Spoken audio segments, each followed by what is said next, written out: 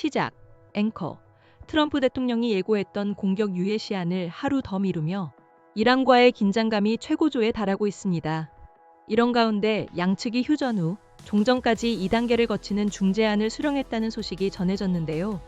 자세한 내용, 차두현 아산정책연구원 부원장, 두진호 한국가전량연구원 유라시아 센터장 두 분과 함께 깊이 있게 살펴보겠습니다.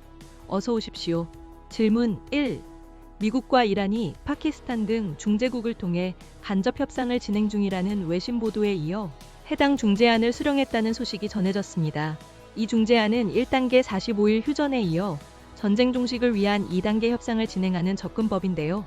두 분께서는 양측이 이 구상에 동의했을 것이라고 보십니까? 질문 1-1. 이란 측은 일시 휴전의 대가로 호르무즈 해협의 재개방은 없을 것이라고 밝혀왔습니다.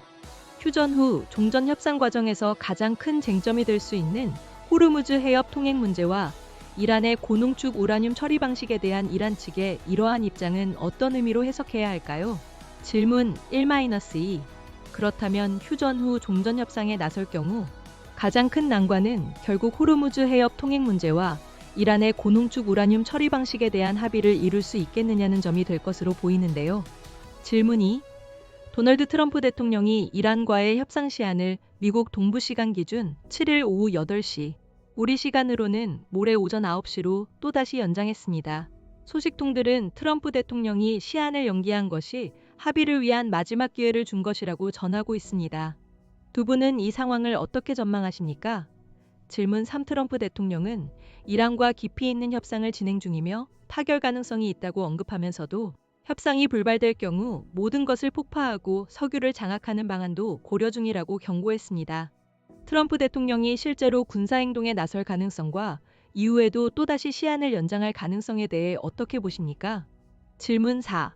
트럼프 대통령의 호르무즈 해협에 대한 입장이 달라졌습니다. 과거 에너지 수입국의 책임으로 돌리던 태도에서 벗어나 이란의 해협을 열지 않으면 지옥을 보게 될 것이라며 강경 발언을 쏟아냈습니다. 이러한 입장 변화의 배경에 유가 상승 때문이라는 분석도 있는데 어떻게 생각하십니까? 질문 4-1. 트럼프 대통령이 비속어를 섞은 원색적인 표현까지 써가며 이란의 호르무즈 해협 개방을 압박하는 모습은 일각에서는 트럼프 대통령의 조급함을 보여주는 방증이라는 분석도 나오고 있습니다. 질문 5. 한편 미군은 해군 네이비실 최정예 대원들과 특수부대원 수백 명을 투입해 권총 한 자루에 의지해 24시간 이상 적진에서 버틴 격추 F-15 전투기 실종자를 이틀 만에 성공적으로 구조했습니다. 이 구조 과정에서 미국 정보당국은 이란군을 속이기 위한 고도의 기만 작전을 벌인 것으로 전해집니다. 이를 통해 이란군의 수색 방향을 흐트러뜨리고 미군은 정확한 위치를 특정할 시간을 벌 수 있었다는 평가도 나오는데 어떻게 보십니까? 질문 6.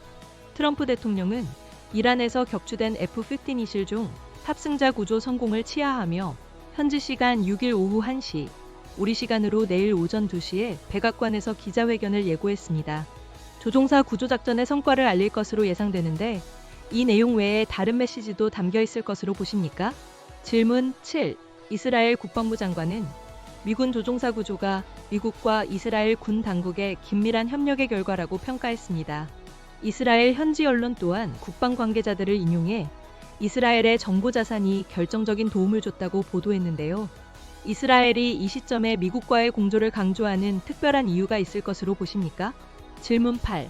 이런 가운데 이란과 오만이 호르무즈 해협 통항을 보장하기 위한 방안을 논의 중이라는 소식입니다.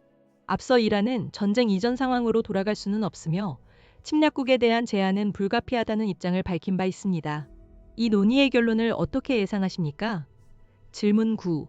최근 일본 해운사 선박 2척과 프랑스 선주 소유 컨테이너선이 이란이 봉쇄한 호르무즈 해협을 통과한 사실이 알려지면서 한국 선박도 통행이 가능할지에 대한 관심이 쏠리고 있습니다.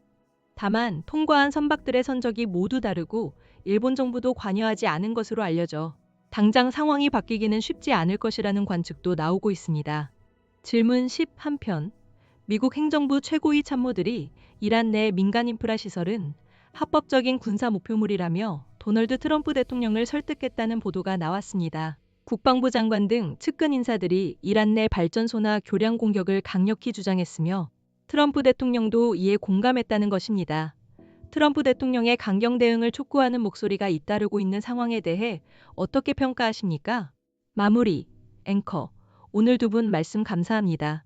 한반도를 넘어 국제 정세에도 큰 파장을 일으키고 있는 미국과 이란의 갈등. 앞으로의 상황을 예의주시하며 또 전해드리겠습니다.